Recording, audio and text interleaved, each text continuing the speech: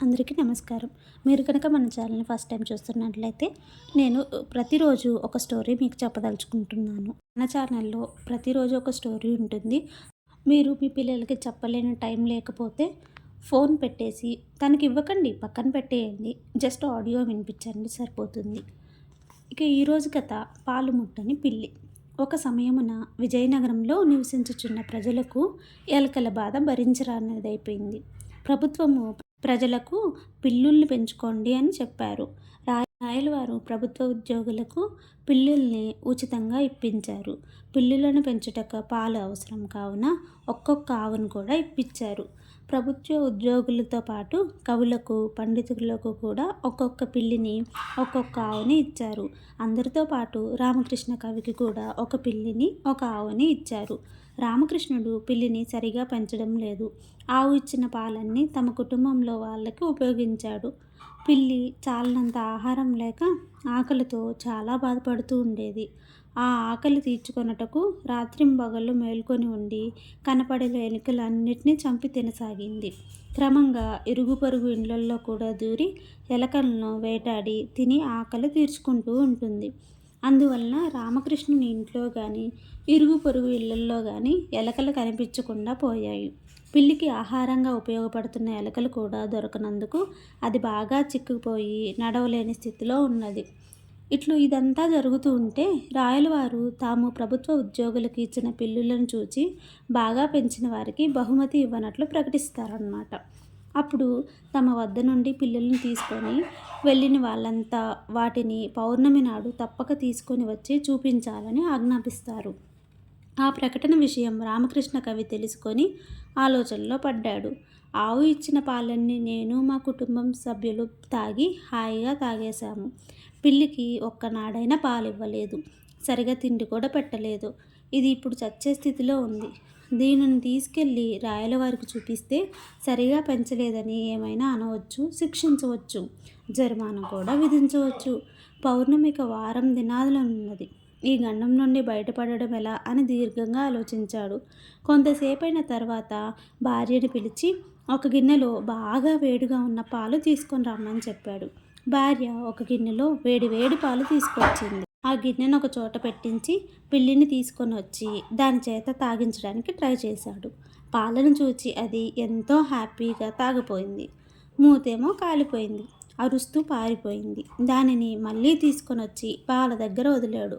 ఎంత ప్రయత్నించినా అది పాలు ముట్టుకోలేదు. ఈ విధంగా కొన్నిసార్లు జరిగింది. ఏమైనా పిల్లి పాలు ముట్టడం లేదు. అది పాలను చూసి ముఖం తిప్పుకోవడం మొదలుపెట్టింది. రామకృష్ణుని చేతుల నుండి తప్పించుకొని పారిపోవడానికి ప్రయత్నించింది. కానీ పాలు తాగుటకు మాత్రం సరిగ్గా లేదు. దాని ప్రవర్తన చూసి రామకృష్ణుడు ఎంతో సంతోషించాడు. గండం తప్పించుకొని గట్టెక్కాలనుకున్నాడు. పౌర్ణమి నాడు రాయలవారి సమక్షంలో పిల్లుల ప్రదర్శన ప్రారంభమైంది. ప్రభుత్వ ఉద్యోగాలందరూ ఒక్కొక్కరు తాము పెంచిన పిల్లలను ఎత్తుకొని తెచ్చి రాయలవారికి చూపిస్తున్నారు. ఒక పిల్లి కంటే ఒక పిల్లి అతిగా బలిసి అడుగు తీసి అడుగు వేయలేనంత ఆయాసపడే స్థితిలో ఉంది. ఎలక కనపడినా పరిగెత్తి వెళ్ళనేకంత లావుగా ఉన్నవి. ఆ సమయంలో రామకృష్ణ కవి తాను పెంచుటకు తీసుకొని వెళ్ళిన పిల్లిని తీసుకొచ్చి రాయలవారికి చూపించాడు. అది బాగా కృషించిపోయింది. రేపో మాపో చస్తుందేమో అన్నట్టుంది. ఆ పిల్లిని చూడగానే రాయలవారికి ఆగ్రహం, ఆశ్చర్యం రెండూ కలిగాయి. రామకృష్ణ కవి గారు, మీ పిల్లి ఇలా ఉండడానికి కారణమేంటి? బక్కచిక్కి ఈ క్షణమో మరుక్షణమో ప్రాణం వదిలేలా ఉందే. మేము ఇచ్చిన ఆవు పాలు దీనికి పట్టడం లేదా అని అడగ్గా రామకృష్ణుడు వినయంగా, మహాప్రభు, ఈ పిల్లిని పెంచడంలో నేను పడిన తిప్పలు అన్నీ ఇన్ని కావు. అసలు పాలు ముట్టదు. అప్పుడప్పుడు కాస్త పప్పన్నం తింటుందనుకోండి. ఎప్పుడూ దీని దృష్టి ఎలకల మీదే. దీని పుణ్యమా అని మేమేగాక మా ఇరుగు పొరుగు ఇళ్లలోని వాళ్ళు కూడా ఎలకల బాధ లేక హాయిగా ఉన్నారు అని చెప్పాడు. రామకృష్ణుడి మాటలు విని రాయలవారే కాకుండా సభలో ఉన్న మంత్రులు కూడా ఎంతో ఆశ్చర్యపడ్డారు. రాయలవారు ఆయన మాటలు నమ్మలేదు. ఒక రాజభటును పంపి పాలు తెప్పించి ఒక చోట పెట్టించారు. తాము పిల్లితో ఆ పాలు త్రాగించండి అని ఆజ్ఞాపించారు. రామకృష్ణుడు పట్టుకొని ఉన్న పిల్లిని తీసుకెళ్ళి పాల ముందు నిలబెట్టాడు. అది ఆ పాలను చూడగానే ముఖం పక్కకు తిప్పుకోసాగింది. రామకృష్ణుడు ఎంత ముందుకు పెట్టినా అది పాల వద్దకు పోక వెనకకు తిరిగి వస్తుంది. అది చూచి అంతా ఆశ్చర్యపడసాగారు. రామకృష్ణుడు చెప్పిన మాటలు నిజమే అనుకున్నారు. ఎవరేమనుకున్నా రాయలవారు మాత్రం రామకృష్ణుడి మాటలు నమ్మలేదు. లోకంలో పాలు తాగని పిల్లి ఉంటుందా? రామకృష్ణుడేదో కొంట పని చేసే ఉంటాడు. అందువల్లే ఈ పిల్లి పాలు తాగుటకు భయపడుచున్నది అని అనుకొని ఆ పిల్లిని దగ్గరకు తెప్పించుకొని దాని నోరు పరీక్షించి చూశారు. పిల్లికి మూతి కాలిన మచ్చలు కనపడినవి. నాలుక చివర వాత పడినట్లున్నది. వాటిని చూచి రాయలవారు కోపించి, రామకృష్ణ కవి, పిల్లి పాలు తాగకుండా మీరేదో చమత్కారం చేసినట్లు గ్రహించాము. మీరు నిజం చెబితే క్షమించి విడిచిపెడతాను, లేకుంటే కఠిన శిక్ష విధిస్తాను అని బెదిరించగా రామకృష్ణుడు జరిగిన విషయమంతా చెప్పి, మహాప్రభు, మీరు మా ఎలుకల బాధ తీర్చుటకై పిల్లిని పెంచడానికి ఆవుని ఇచ్చారు. ఆ పిల్లి వలన మా ఇంటిలోని ఎలకలే కాక మా ఇరుగు పొరుగులు వాళ్ళకి కూడా ఎలకల బాధ నుంచి విముక్తులయ్యారు. మీరు ఎవరైనా పంపి మా ఇంటిలో పరిశ్రమలో ఎక్కడైనా ఎలకలు కనపడుతున్నాయేమో తీసుకొని రమ్మని చెప్పండి. నేను నా పిల్లిని ఎలక బాధ నుండి తొలగించేదానికి ఉండాలనే ఈ విధంగా తయారు చేశాను.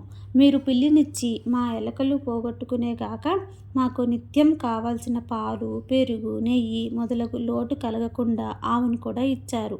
దానికి మీకు కృతజ్ఞతలు. నా పిల్లిలాగా ఇచ్చటికి తీసుకొచ్చిన ఏ పిల్లైనా ఎలకను పట్టగలదేమో పరీక్ష పెట్టి చూడండి.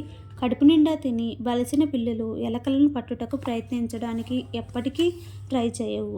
కాబట్టి అక్కడ ఉన్న వాళ్ళందరినీ తెలుసుకొని నన్ను శిక్షించాలో రక్షించాలో మీ ఇష్టం అని చెప్పాను. రామకృష్ణుని మాటలు విని రాయలవారు అచ్చటికి బలిసిన పిల్లలను తెచ్చిన వారిని విచారింపగా వారి ఇళ్లల్లో ఎలకల బాధ పూర్తిగా పోలేదని చెప్పారు. రామకృష్ణ ఇంటి పరిశ్రమలో ఉన్న వారందరినీ విచారించాడు. తమరు ఎలకల బాధ ఏమాత్రం లేదని చెప్పారు. ఈ సమాచారం తెలుసుకొని రాయలవారు రామకృష్ణుడు చేసిన పని సరైనదేనని మెచ్చుకున్నాడు. ఈయన బహుమతులు ఇచ్చి సత్కరించాడు. మీకు ఈ స్టోరీ నచ్చినట్లయితే ప్లీజ్ లైక్ చేయండి, షేర్ చేయండి, సబ్స్క్రైబ్ చేయండి. Thanks for watching.